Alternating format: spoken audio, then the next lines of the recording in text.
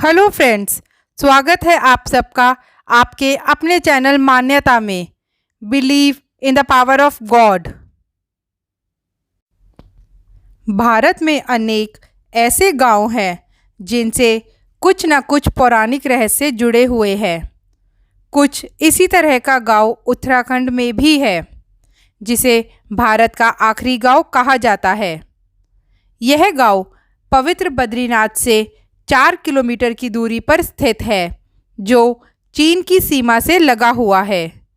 इस गांव का रिश्ता महाभारत काल से भी जुड़ा हुआ है और भगवान गणेश से भी। मान्यता है कि इस गांव से होकर ही पांडव स्वर्ग गए थे।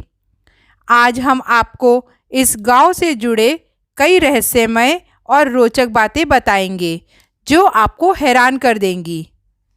माना गांव में अनेक ऐतिहासिक दर्शनीय स्थल हैं।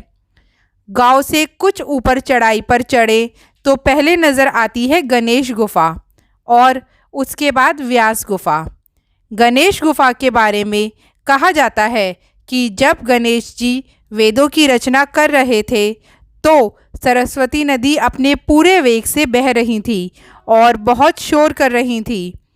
आज भी भीम पुल के पास यह नदी बहुत ज़्यादा शोर करती हैं। गणेश जी ने सरस्वती जी से कहा कि शोर कम करे, मेरे कार्य में व्यवधान पड़ रहा है, लेकिन सरस्वती जी नहीं मानी।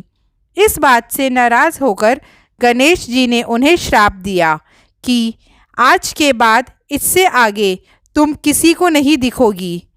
इस कारण सरस्वती नदी यहीं पर दिखती हैं। इससे कुछ दूरी पर यह नदी अलकनंदा में समाहित हो जाती है। नदी यहाँ से नीचे जाती तो दिखती है, लेकिन नदी का संगम कहीं नहीं दिखता। इस बारे में कई मिथक है, जिनमें से एक यह है कि महाबली भीम ने नाराज होकर गदा से भूमि पर प्रहार किया, जिससे यह नदी पाताललोक चली गई। साथ ही माना गांव के बारे में कहा जाता है कि जब पांडव स्वर्ग को जा रहे थे तो उन्होंने इस स्थान पर सरस्वती नदी से जाने के लिए रास्ता मांगा, लेकिन सरस्वती ने उनकी बात को अनसुना कर दिया और मार्ग नहीं दिया। ऐसे में महाबली भीम ने 2 बड़ी शिलाएं उठाकर इसके ऊपर रख दी, जिससे इस पुल का निर्माण हुआ। कहते हैं कि इस पुल से होते हुए पांडव स्वर्ग चले गए। आज भी पुल मौजूद है। वहीं व्यास गुफा के बारे में बताया जाता है कि महर्षि वेद व्यास ने यहाँ वेद, पुराण और महाभारत की रचना की थी और भगवान गणेश उनके लेखक बने थे। ऐसी मान्यता है कि व्यास जी इसी गुफा में रहते थे।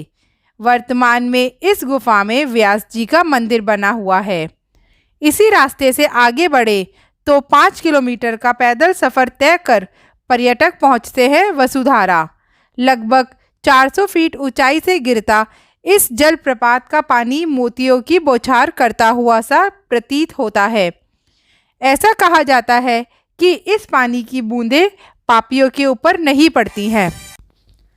फ्रेंड्स, अगर आपको हमारी आज की दी गई जानकारी अच्छी लगी हो तो मेरे चैनल को ज़रूर सब्सक्राइब करें, वीडियो को लाइक एंड शेयर करें और नीचे दिए गए बेल बटन को क्लिक करें। हम आपके लिए नई वीडियोस लाते रहेंगे। Thanks for watching.